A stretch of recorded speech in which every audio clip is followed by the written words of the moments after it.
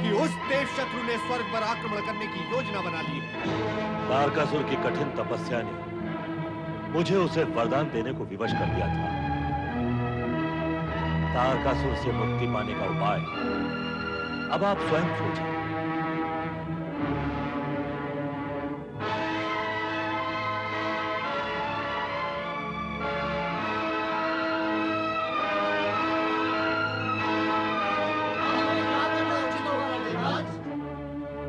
देवगणों, चलो स्वर्ग की सुरक्षा का प्रबंध करें।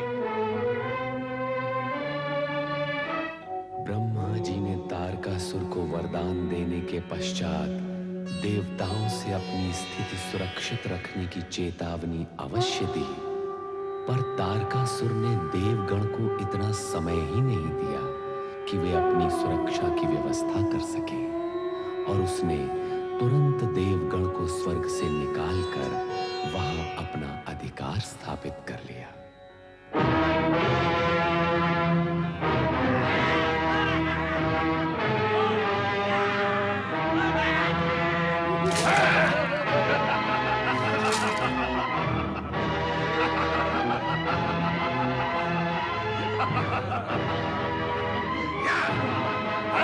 नीचे उतारो, अब सिंहासन पर हम बैठेंगे। अब सभी देवतागण हम असुरों के बंदी हैं। अब हम स्वर्ग के राजा हैं, स्वर्गाधिपति हैं, स्वर्गाधिपति। महाबली तारकासुर की, महाबली तारकासुर की, महाबली तारकासुर की। और अब सर्वशक्तिशाली तारकासुर का अधिकार मात्र स्वर्गलोक पर ही नहीं होगा, तीनों लोकों पर होगा। हम त्रिलोकपति कहलाएंगे, त्रिलोकपति।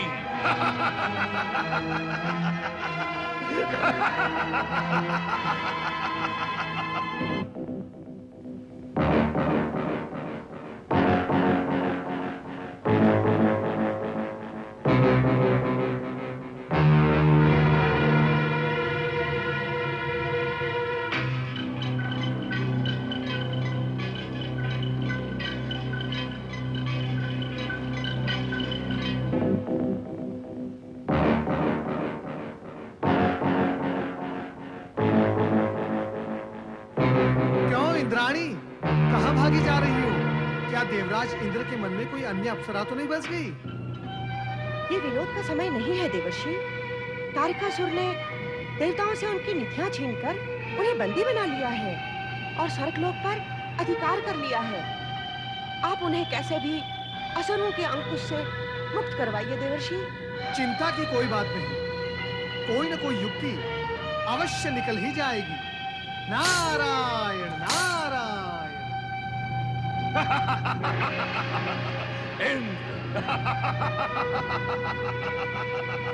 देवराज इंद्र, स्वर्ग के राजा इंद्र,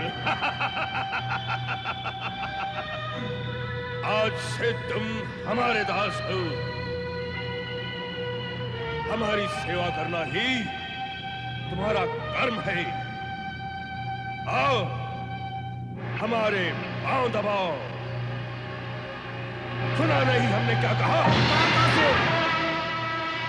ब्रह्मपुत्र प्रणाम करता हूं। दानवराज, वरदान प्राप्त होते ही तुम अपने आसुरी कर्मों पर उतर आए, परंतु इतना स्मरण रहे, जो वरदान दे सकता है वो वरदान छीन भी सकता है। यदि तुम अपने वरदान का इसी तरह दुरुपयोग करते रहे तो मैं स्वयं परमपिता से कहकर तुम्हें वरदानहीन करवा दूंगा। नहीं नहीं, ऐसा न करना। तो फिर इन देवताओं को छोड़ दो, मुक्त कर दो इन्हें। सब देवताओं को मुक्त कर दिया जाए। आइए देवगण। नारायण स्वर्गाधिपति दानवराज महाबली तारकासुर की, महाबली तारकासुर की, महाबली तारकासुर की।